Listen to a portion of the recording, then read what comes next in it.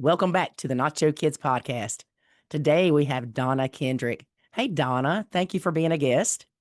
Oh, thank you so much for having me. I appreciate it. Love the name of your podcast. I was like, oh, that's a good one. Not your kids. Love it. Well, thank you. Some people don't love it so much because they think it's just hateful, but it's funny, right? It's funny. You gotta Yeah, be funny in this world, or where are we going? So, exactly. As our listeners can tell, I've got some kind of throat thing going on, so I'm going to let you do most of the talking. So tell us a little bit about yourself and your story and how you ended up in a blend and just go from there. yeah, let's go. All right. My story starts a little bit differently than many others. Born and raised in Philadelphia, right? So you'll be able to hear that I talk very fast. And that, yeah, I drop the G's off the ends of my words. So I'm so Hey, sorry. we do too, right? We're talking. Yeah. That's all. Well, of course, when you said Philadelphia, the first thing that went through my head was the Fresh Prince of Bel-Air song. Yeah. Motown Philly, I think it is. Yeah. Yeah. So I will say water, it happens, but here we go. But yeah, just a very simple upbringing and wound up. My dad was a Philadelphia firefighter. I married his son to a Philadelphia cop. Yes, we shared the same credit union. It was fun. It was great. And we were both educated and we considered ourselves yuppies. We were the first generation to move outside of the city because when you are a child of a cop or a firefighter in Philadelphia, you have to stay within city limits. You're not allowed to move outside. That has changed, but back in the 70s, that's where it was. So as As kids a of child? as cops and firefighters, them and their families have to stay within city limits if they Oh, are employed by the city of Philadelphia. It's okay. changed now. Now there's like 5 years and they go or something like that. But for us, we were like, oh, we just want to go. Like as soon as Yeah. we can leave, we're out. So my late husband Greg and I got our first house in Cherry Hill, New Jersey, right over the bridge, and it was lovely. We had to put dollar bills at our front door, so whenever our family from Philadelphia would come over, we would pay the toll to get back over the bridge to Philadelphia because it was our fault for moving out of the city. So we had to pay them. So just let you know, there's a lot of sarcasm, a lot of funniness, and a big Irish Catholic family on my husband's side. I'm Polish. If you want to go make pierogies, find me after the podcast. But move forward. Like we're both doing well. But he had an opportunity to move abroad. He worked at Homeland Security then at that point in time. Had started off in a different division, but after 9/11, they plucked some great people, and he was one of them. And so we had the opportunity to go live abroad in Rome, Italy. So Oh, we lived wow. almost like a military life. Yep. And we went over between 2002 until 2011. We were back and forth and staying for long periods of time. Went there with two kids, came back, had a third, went back with three. Like that's really where we were bobbing and weaving. And I gave up my career at that time because I couldn't work internationally with the job I had. But it was great. Wound up teaching English to little Roman kids, and they all now say water. That's the way it worked. It's lovely. Had the opportunity to come back to Philadelphia in 2013 and I did so. And 2 months later, my husband passed away. He had taken his life, and it was just a blank show, if you know what I Oh, mean. I am so sorry. Oh, thank you for I saying. knew from your notes that he had passed, but when you said he had taken his life, it hit me completely different. Yeah. Um, oh, that's just so rough for you and the kids. Did Yeah, he it's have, I mean, I don't want to spiral off on no, that go topic, ahead. but I'm very open about it and very recently too. Most of the time I just say pass suddenly and I keep going. But yeah. I think when we're talking about negotiating blended families and about finances and about emotions, it really does play a role of like how guarded I was because all of my trust was in another person. And because he had taken his life, that trust shattered me like in Yes. everybody, right? So Yes. I make decisions very different than my new husband because I don't have trust in somebody else. And Well, listeners, I'm working on it. I got some I'm, counselors. I'm working on yeah, it. I'm so glad that you do share what happened because our mental health situation is in a crisis. And you would not believe the number of step parents that have depression, have suicidal thoughts, have committed suicide because of the step family stuff, right?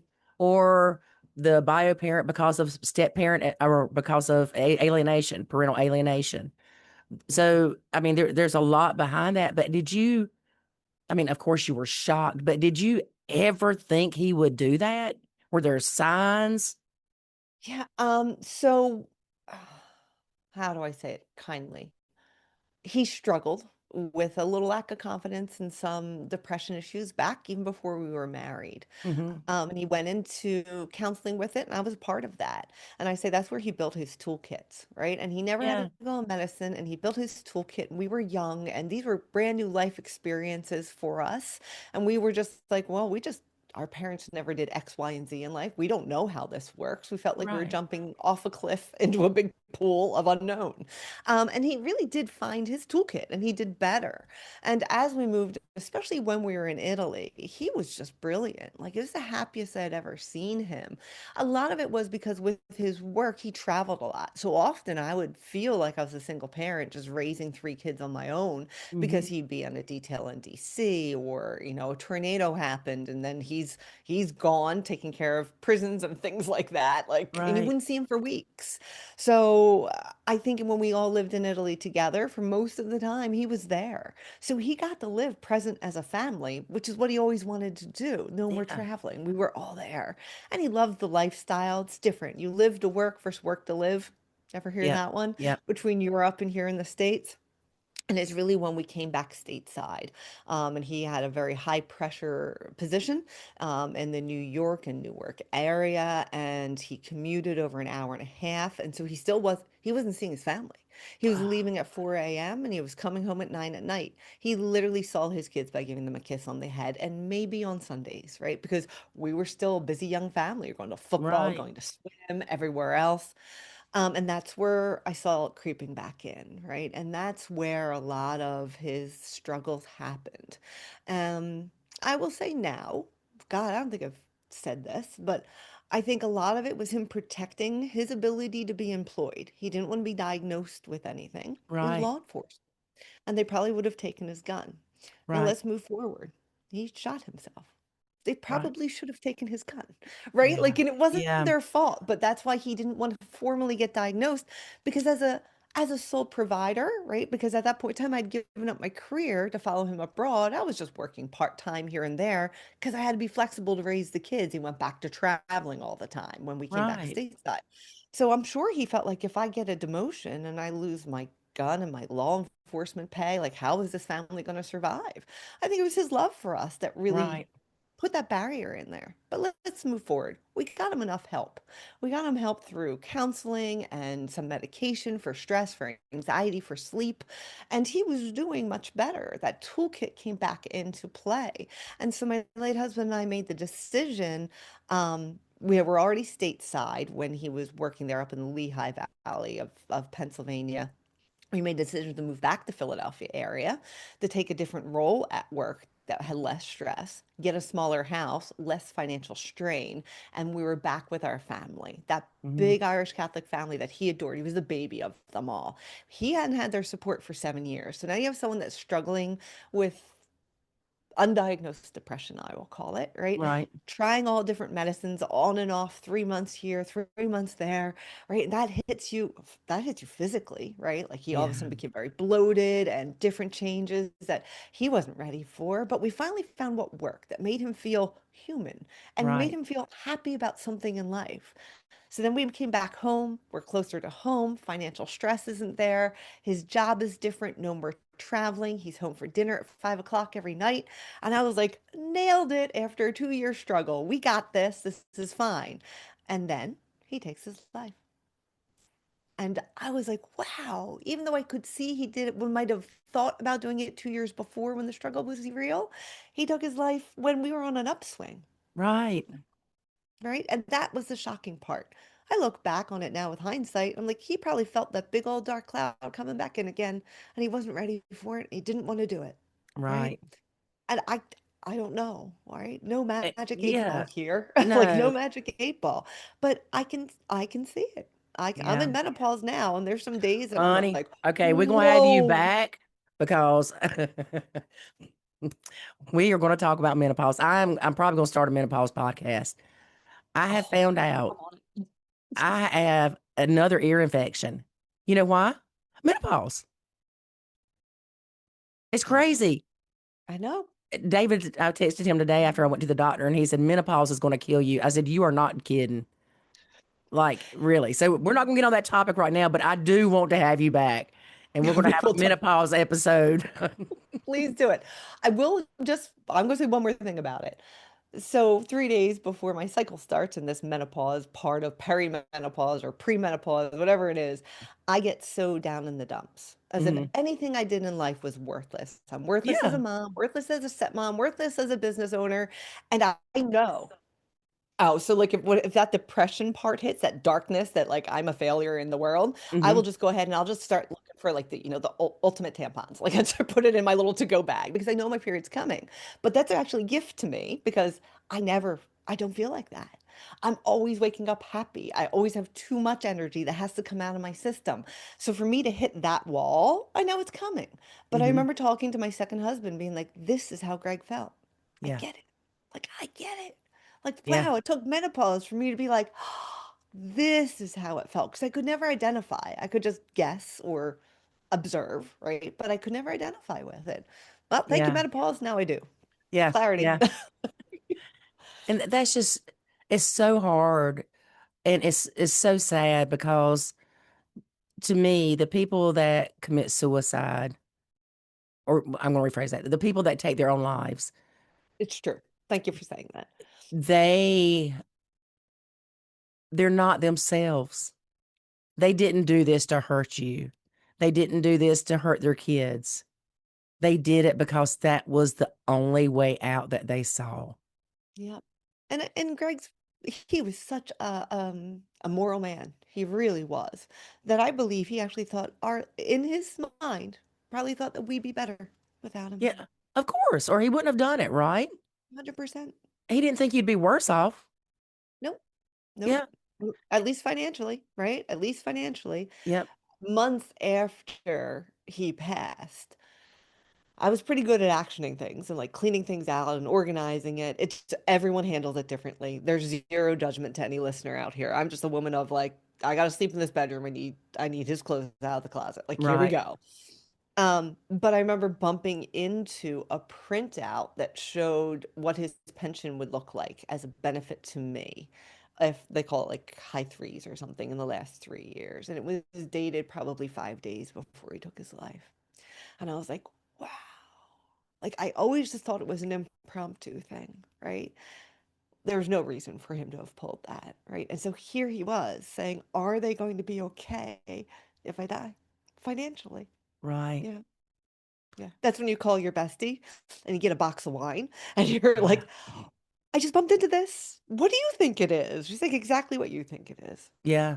That's what it And was, yeah. right? Yeah. I mean, that makes sense, right? Out of everything that makes sense.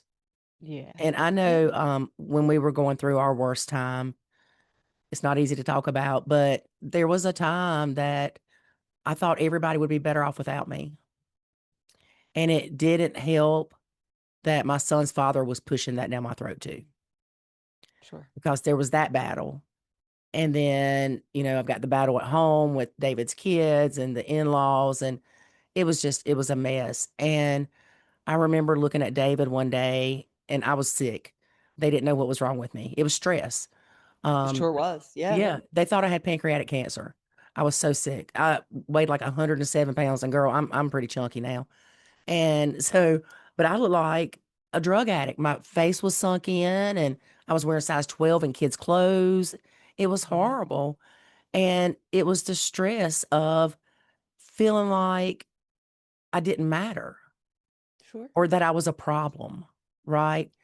And so I understand too much when people say that. And it's never like I ever thought that before that. You know what I'm saying? It's like, how did I get here? Sure. And I was raised where you didn't even think about that stuff, right? And so, and No. you surely didn't talk about it. But I Mm-mm. remember looking at David one day and I said, "Do you wish I would die?" Oh. And he was like, "No." And I'm like, "Well, that's how I'm feeling." And he said Mm. that hit him pretty hard. Yeah. Yeah. And kudos for you for being able to say that to him, right? Yeah. Because many of times we just keep those thoughts deep in our head, right? And even many of times if you have the right counselor or emotional freedom technique or anything. Saying it out loud makes it real. And so we just keep Yeah. it in there. We don't share it. So pretty brave to be able to say that to somebody and someone that you know loved you. Yeah. And I had to be careful too. Last thing I knew was my needed was my ex getting a hold of, she's mentally unstable information. But I Yep. tell you what, my son is probably the only thing that kept me going because I did not want him to have to live with his dad full time. Yeah. And I will say, like, even after the loss of my husband, the kids were my energy.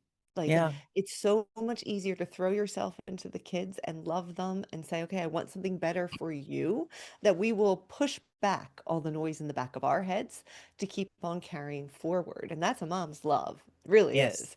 Like, I'll Yes. find the grit deep inside. I'll deal with me when I have to, right? But I'm going to help this move forward. And that's my goal. But there Yep. is that point when our kids are okay and the Right. situation has passed.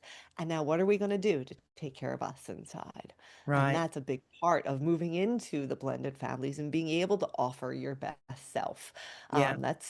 It has to be a constant understanding. It does. Yep. Well, let's talk about that. So Sure.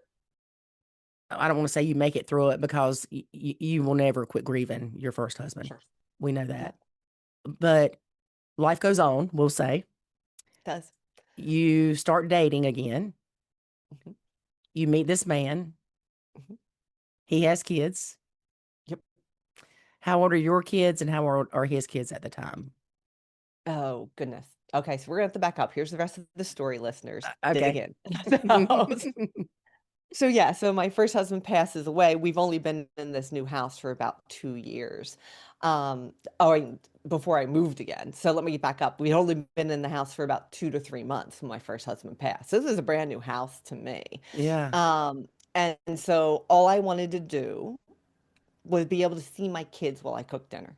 Like the house was so like sectioned off, right? Hmm. That I was like, I just wanted a half wall down so I could see my kids while I was cooking dinner. And how do I make Hmm. that happen? I don't know, but that was my goal right after he passed. Like I keep my eyeballs on these children and I Right. want this wall down. And so, you hire contractors, and a good friend of mine was like, "Oh, I have this dad. He's a carpenter. He gave up his career. His wife works for the government. My husband worked for the government. And he just does some side jobs here and there. And I trust him. Like, he's a good neighbor. Like, he's a stay-at-home dad pretty much now. Right. And I trust him. So let him come and see about taking down that wall. Fast forward, that's my current husband, right? But at that point in time, I don't even remember meeting him. People say, how do you meet? And he's like, I came to help her as a widow in the first year to take down a wall, but she doesn't remember me at all. And I'm like, you were the one with the tool belt, right? Like, that doesn't help. Like, doesn't help. So yeah, so I hired someone else for that job. Taking Oh, down the you didn't wall made even me feel, hire him? no, That's even funnier. no, no, didn't hire him until 2 years after my husband passed. My kids came to me and said, we don't want to live here anymore. This is the house that daddy took his life in. We don't feel comfortable. We're that Oh, house in the neighborhood. We're that gossipy house, the new family that moved to the neighborhood, and then this happened. We want to go. We like the school district, but we want to go. And so, of course, I had paid all this money for a real contractor to come in and do that half wall. I'm like, oh, come on. But you do know but how I've got fast you a can. half wall now. Oh, I can see you. Yeah. So sales That's sign went really up why they like didn't like the house. You know that, right? because I could see them. You're Yeah. right. But for sale sign went up on the front lawn the next day. When your kids tell you something like that, you're like, I'll make it happen. Yeah. Bought a fixer-upper because it's all I could afford in the same school district, but in a beautiful little neighborhood that was a cul-de-sac. The guy across the street was teaching baseball to my youngest kid. Like it was a good place for me to land as a widow. So Mhm. even though the kids said, we want to go, we don't want to live here, this is where daddy took his life, for me, I think I'm the one who benefited the most. I was released from a lot of those situations that would Right. run through my head again and again and again. But let's say this house needed a lot of love because I got it on a budget. It was like 90-year-old original owners, drop ceilings, mice everywhere. Like it was Oh. bad. In comes said contractor who works affordably and can be trusted, my Mhm. new husband. So still married at the time, but I would actually even help play with his kids at the time so he could do more work, right? So he would Right. work, I would watch his kids. So when I met his kids, they might have been Ooh, three, six. Yeah, three, five, and six is when I first met his kids. Wow. His kids, when we actually officially started dating many years later, like I ran out of money for that project. Him and I lost contact. And 2 or 3 years later, post his divorce, is when we reconnected. But when we reconnected and his kids realized who he was dating, they had pictures of my dog and my kids in their room because we spent that much time together. So it was kind of Wow. neat that everybody knew one another. My kids knew my Jim is the name of my second husband, as the contractor who, if they were having a hard time boiling that pot of water because mom went back to work during that time, Hmm. that he would help them dump the water, right? Like he was just Right. that type. He was a great dad. Like he was a great dad, and he shared that male role model with my kids while he worked in my house for 18 months. Like Right. that was the nice part. The other nice part was I hadn't recreated my career at that point in time. I was studying to go to this next step of my career to move into financial services. Lots of series of tests that you have to take federally, state, things like that. But he always makes the joke now that we're married, that I never saw Donna with real makeup and hair and done, like the person you might see on the Zoom or YouTube. He's like, you always either were in your pajamas with a robe and your glasses on studying, or you had just come in from a run. I would have a hanky tied around my head, and I was in like, I smelt like awfulness, but I was trying to get as much studying in as I could before the bus came back, right? So put the kids on Right. the bus, go for a run, come back, study for 7 hours, get a quick shower so the moms in the neighborhood don't talk about you, go pick up your kids, right? So Yeah. he's like, Yeah. I never actually saw you gussied up. Like I actually really fell in love with who you were watching you study and watching you raise your kids as a widow on the struggle bus. He's like, Oh, you can't really go backwards from that. And I was like, oh, like that's so yeah. nice. Took, I mean, a good 6 years of knowing one another. If Right. I count the first day I met him, I don't remember him. Like, here we go. But so So, I how say did y'all that. get reconnected? Mm, God, listeners, you're hearing all the stories now. Um, when he helped me redo the house, he was doing the inside, and because it's such an old house, I had to have a new front door put on so it wouldn't leak anymore, re-put in new windows and siding. And because he's a carpenter who actually has a great eye for detail, he was like, "Why did you pick a blue door?" I was like, "Well, the previous owners had a blue door and I loved it. Like, it's my favorite color. Like, I love it." He's like, "Yeah, but a house should only have three colors: the siding, the shutters, and the trim. You added a fourth color, it makes no sense." And I was like, well, it's not your house, so I don't care, right? Like, here we go. 2 years after I ran out of money and couldn't pay him anymore to do any more work, and we just had to live in the house as is, my dog scratched the door so badly that it had to be repainted. And so I painted it black to match the shutters, remembering what he said. And the house looked awesome. The house looked fantastic just with the black door. So, because age and time had passed, you can now take pictures on your phone. So I Yeah. took a picture of the door with my phone and sent it to him and said, "You were right. It looks amazing." Oh, Not knowing that he was a year post-divorce at that point in time. Had heard rumors of it. We have mutual friends, but really not doing anything but sending that picture. And he was like, "Do you want to go for a drink and talk about it?" That was it. oh, look at that. That was it. And so when he first asked me to start dating him, I said no. I told him he was ruining our friendship, that our kids all got why would we do that? No way. I was mad. And then the next morning I called back and said, "Could I have a do-over? I think that sounds great." So, Oh, yeah. And that was it. That was it. And so the kids have all wow. known one another. And so when we got remarried in 2022, and so the kids were, hmm, look at me doing math as a financial advisor on I a know. live broadcast. So Just no, go ahead. they One, were, 2, 3. yeah, they were 12. Yeah, they were 12, 14, and 15. He's got the younger three. I'm married a little younger. And then my kids were yeah, 18, 19, and 20. Yeah. All right. So His boys and girls, yours, boys and girls. What's the mix? yeah, we're a Brady Bunch. So we go right now, today, we're 16 to 24, three boys, three girls, no Alice, no maid, three See, daughters. Alice is what the problem is. I know. I Alice know. made everybody's life better. And when I you know, and she had blend, a you butcher don't, boyfriend. yeah, you don't get an Alice. I think when two blended families get married, they should be given an Alice. as a wedding gift. Well done. She can Yeah. even live in the house a whole bit. I'd be great with it. Right. I would treat her so nice. Yes. We would love her. So would the kids. I know, right? Yeah. No, Alice. No, Alice. Oh, Just a Alice. line for the bathroom. So Yeah.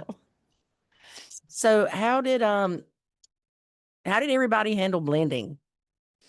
yeah, more stories. So Jim and I, quote unquote, lived in sin 2 months before the shutdown for COVID. Not even 2 months, 2 weeks. He moved in 2 weeks before the unknown shutdown of COVID. So, where at that point in time, we had my youngest, my natural born youngest, living in the house. We would have his kids for weekends here and there. They still didn't spend a full like 5 days with us, right? When the COVID shutdown came, and that was our weekend. So all of a sudden, we had 6 kids under one roof. My two big ones came home from college. His three came for a long weekend, which wound up to be extended, and everybody's there. We were busting at the seams. But because they had a little bit of awareness to one another, they were good. Like they were good together. It was fun. Like it was games Right. and learning one another and welcome. The other thing that happened though is during that time period during COVID, Jim's ex-wife was diagnosed with colon cancer. And Oh so, gosh. yep. And so when you have to do COVID, what would distancing, social distancing Yeah. when someone's been exposed, our house and our basement was the social distancing, right? So we actually wound up having the pleasure and the opportunity to buy a property in the Poconos of PA, about 2 hours from where we live. And so we became, that was the what did it, there was a word for it when you had a quarantine. That was the Yeah. quarantine house. So because we couldn't have anybody near her while she was going through treatments, So right? she came to So stay with y'all? no, no, she stayed in Okay. her own Okay. house, but Okay. any of the kids that got exposed would come to our house so that she wasn't exposed. Right. Okay. So, but Gotcha. with so many kids at home at that point in time, it got crazy. So then I would go up to the Poconos and work from there with whomever had to be quarantined and then come back 2 weeks later. So, like, we really had some one-on-one time with kids that we might never have had because of quarantine, right? Right. We had to keep moving them.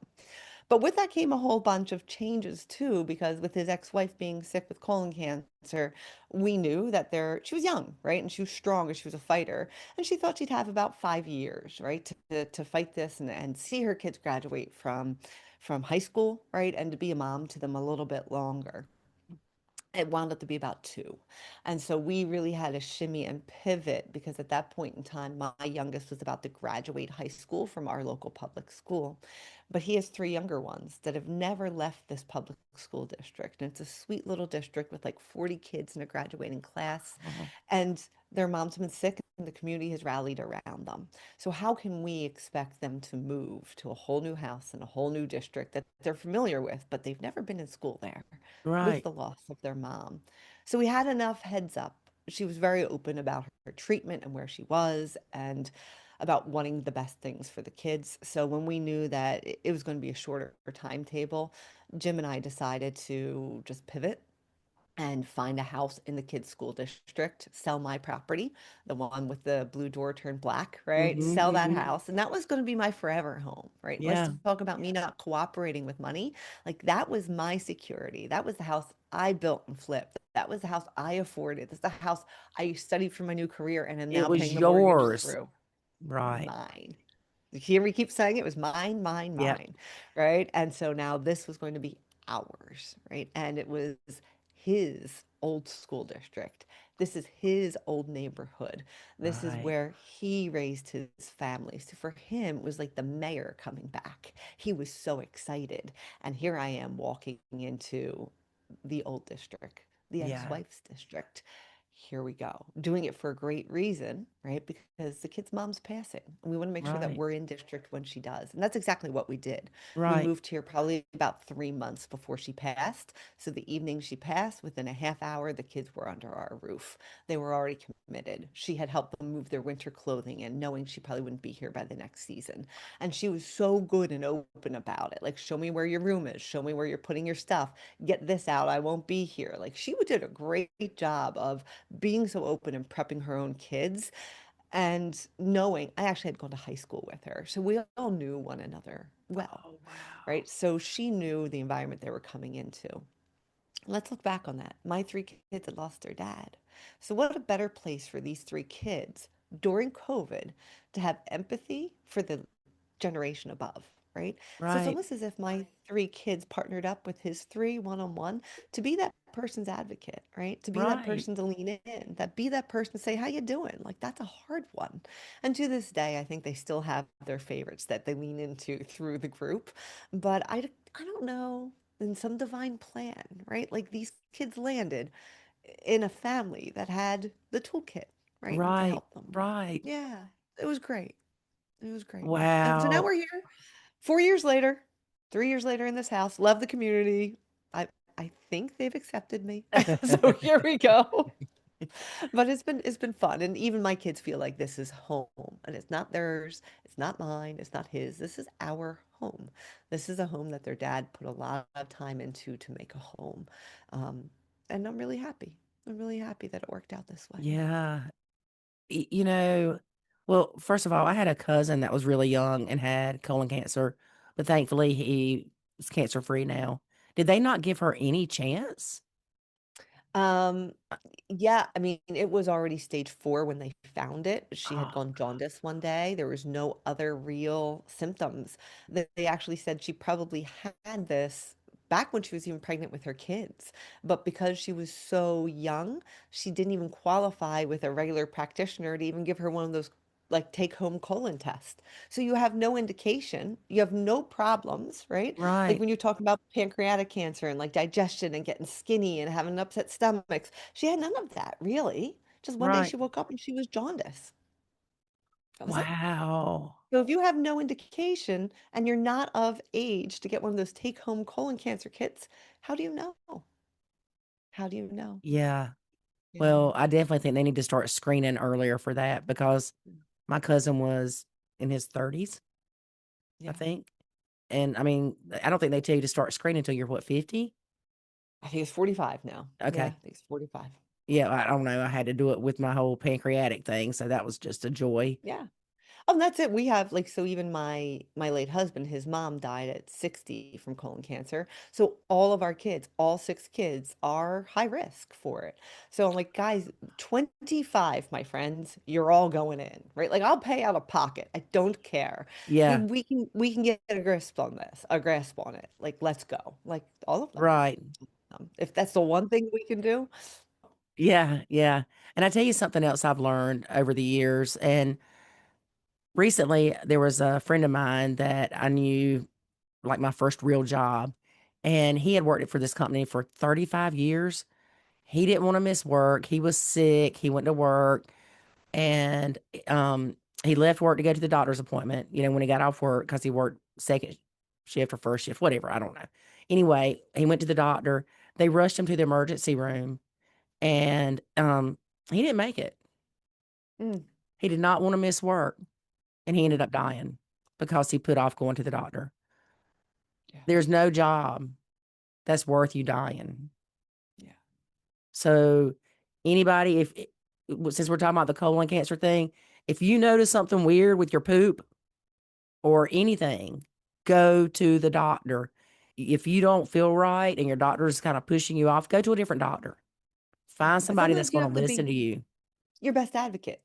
Yeah. You know your body, right? Yeah. And yeah, I think we're all victim of it, of a very busy life, and everyone else's needs come first and all of that. And yeah, you really do have to take care of you. No one knows your body like you do, right? And we Right. always say like we're talking and thinking with the front of our head, and there's a whole conversation going in the back, right? Yep. that's that that's that voice that you have to respect. Not maybe always listen to it. Sometimes it's not rational. Sometimes it's that subconscious creeping up on you, right? But Yeah. but be aware. Be aware. Be aware of that heart instinct. Be aware of that gut instinct. It's there for a reason. It was there to protect us years ago. It's there now too. Yeah. So don't brush it off. So your youngest was getting ready to graduate high school He was. and he Yeah. had to change schools during that. We are blessed with 2 great communities. So you have to think the community I moved into with my late husband, they knew me as the widowed mom. I actually turned out working for them for a few years as like in their school district as like a little aide. And I can't tell you how much they leaned in to help me with my kids, principals that would check in. just a fantastic community. Um, and so they kind of were tracking us. Like everyone was very happy when I got remarried, right? Like Mhm. that's a beautiful story, right? Yeah. Um, they were. And so we kind of appealed to the school and said, let's listen, we found a house. It's a fixer-upper, it's a foreclosure. We've got to get it now because it was a foreclosure, right? To be Mhm. able to get it ready to be here in this district when we're needed. And they kind of leaned in and said, as long as he's here past January, he can graduate from our school system. Oh, So we made sure that happened, and he was able to commute from, we're only about 15 minutes from the other district. He had his license, he was able to commute to school and graduate from the same district while making friends here in the new neighborhood because their football teams and their baseball teams played against one another. So he'd be like, "Oh yeah, I know that kid from we have Wawa convenience stores here. I know that kid from Wawa. I just tackled him the other day." Like yeah. these are the fun things that happened. We are also very lucky that my new husband Jim, his sister, and his brother have raised their kids in this district. And again, it's so small, small town feeling right outside of Philadelphia.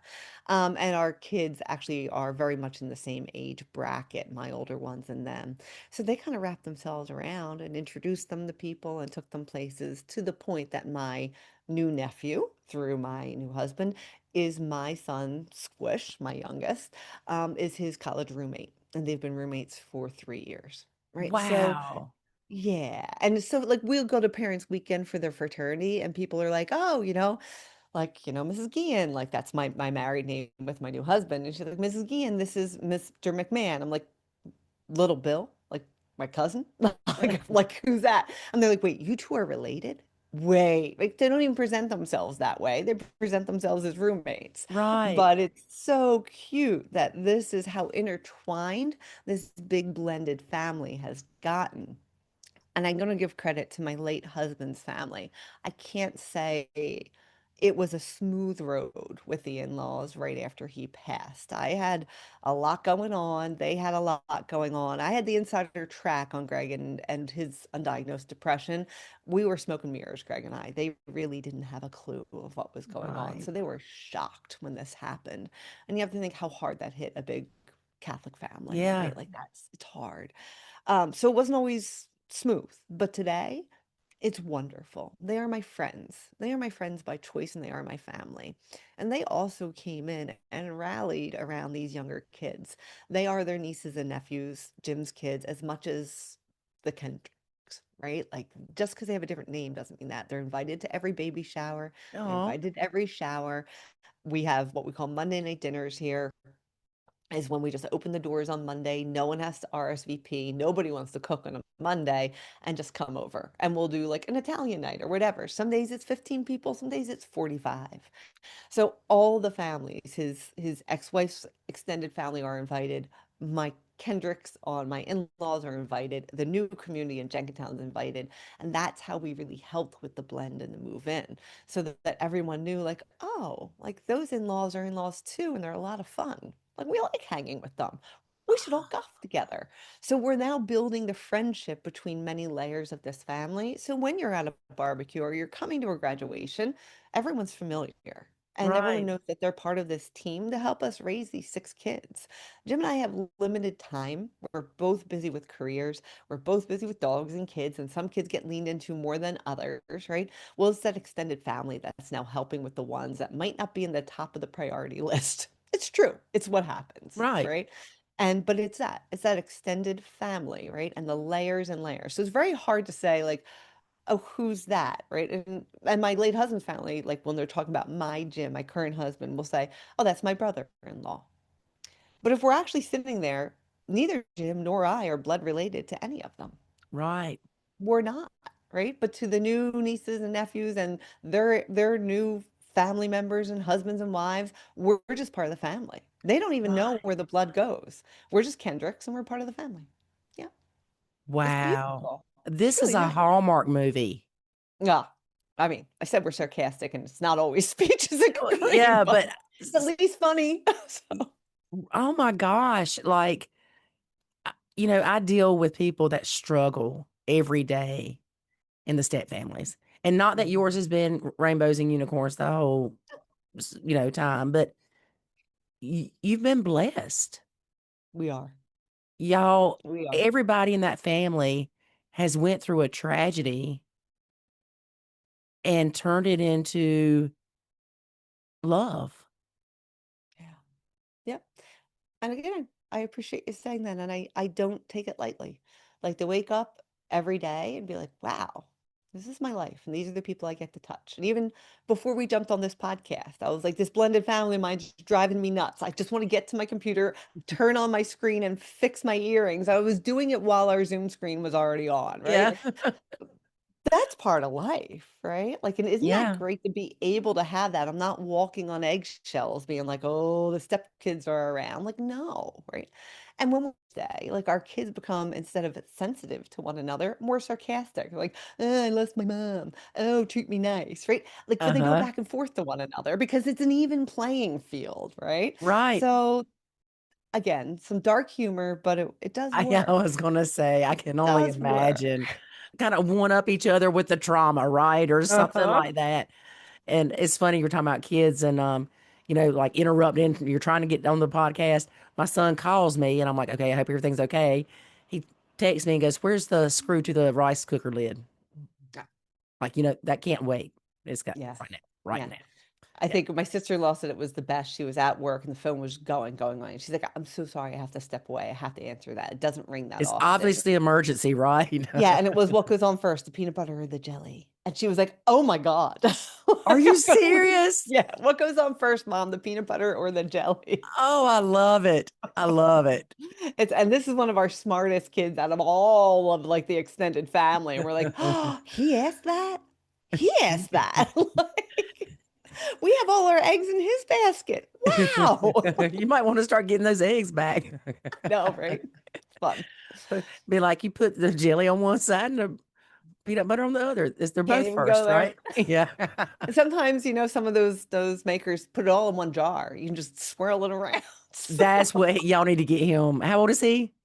Ooh, 22 now. Oh my gosh, that's his Christmas present. It's the goober. I think it's the name of it, right? The goober jelly and peanut butter. Yep, like so he's not the first kid to ask. There's now a jar pre-made. Like here it is. Right. Yep. You've got to get him that for Christmas. Too much fun. Yeah.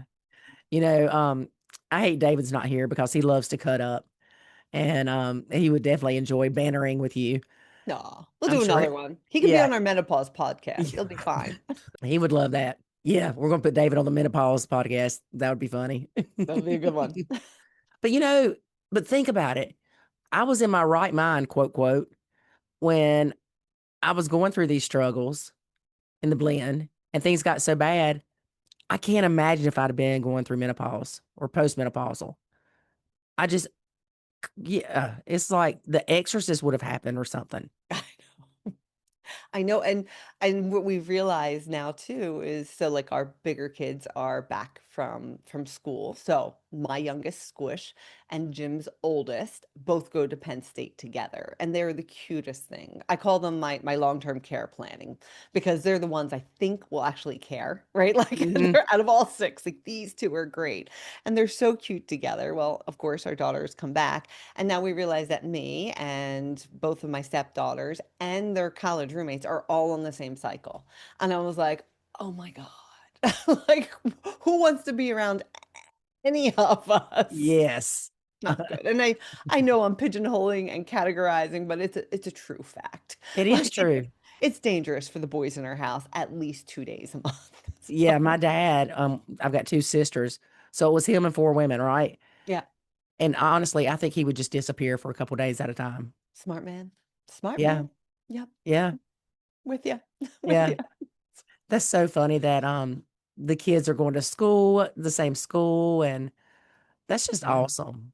It is. It's just, it's wonderful. It's wonderful. Like, and even at Father's Day, it was just recently, and my husband kept showing me are they GIFs or GIFs? What do you say? GIFs? When you put it in Oh, your I text, think they're gifts, but I call them gifs or yeah. whatever they Because it are. don't sound right saying gifts. Yeah. Yeah. All of my kids sent my gym like little things that say, "You're not my dad," right? Or something like that. Like that was their celebration of Father's Day was, "You're not my dad." Like you can't tell me. But really, we're at a very beautiful part where my son Squish has now known Jim longer than he knew his own father. Yeah.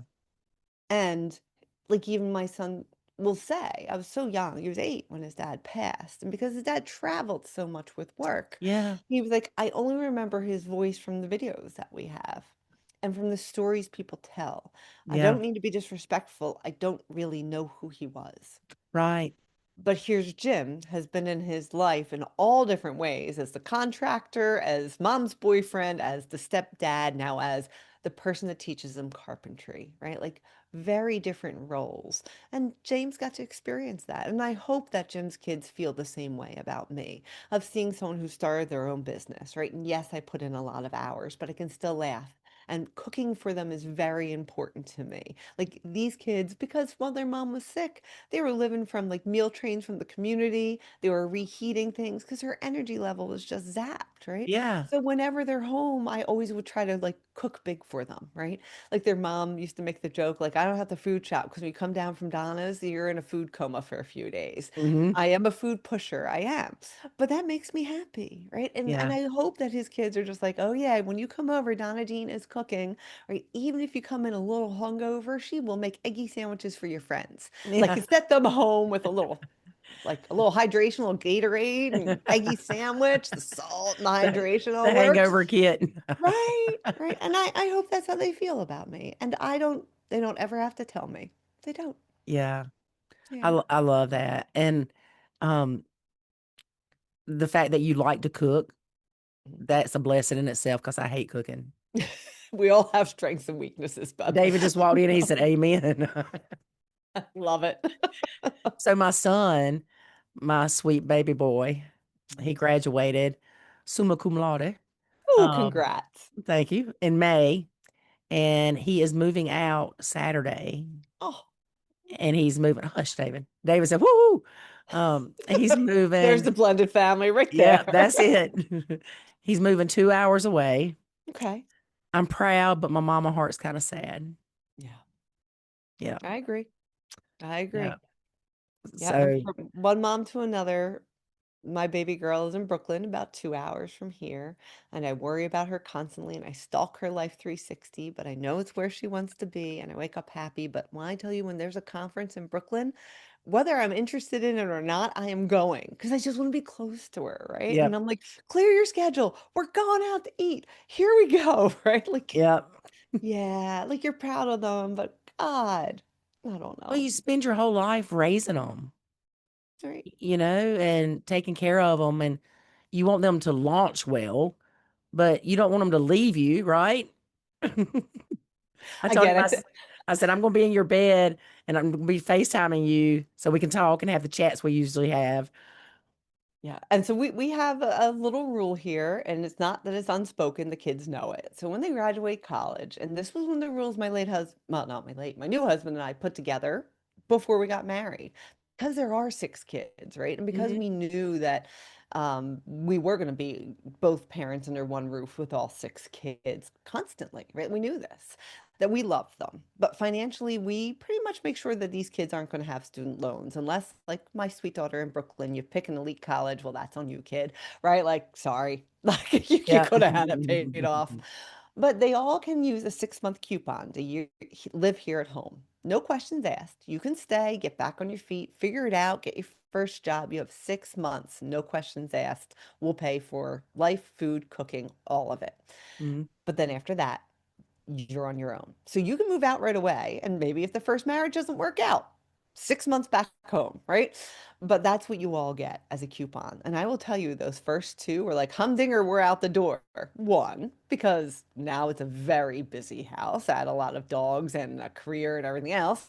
They were ready to go. But two, they're like, we know we're going to have to lean back in and we want our coupon. Like, we want our coupon. Yeah. So, I yeah. love And that. David, why do your kids get 2 or 3 coupons? They're frequent flyer miles. Well, it's funny too, because of course I was on another podcast and I had shared that one. Mhm. And I was like, yeah, but the thing is, if they came to me, I'm a financial planner. The title of my job is planning. If Mhm. they came to me with a plan, like, Mom, can we live here for 2 years? We're gonna give you X amount of money in rent. And then if you don't need that money and we're gonna buy a house, maybe you loan it back to us for a deposit. Like things like that. Oh, I love creative Yeah. thinking, independence. We have a big house. We love having them home and make my heart happy, Yeah. but we can't say it out loud. One of them listened to the podcast. They're like, oh, or come with a plan. I was like, oh Yeah. Yeah. shit. But no moochers, right? You got to have a Right, plan. that's it. You need a plan. Yep. So, mhm. Well, Donna, it has been great having you as a guest on our podcast.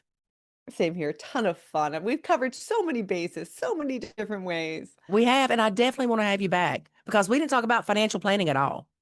Okay, we'll do a series too. It'll be fun. Yeah. Now you know exactly who you're talking to. Yeah, A I little do. too much, No, no. but But it's been great. And I'll send you the link to reschedule for us to talk about financial planning. all right, sounds good. Thank you so much. Feel better, my love. Thank you. Bye bye. Bye.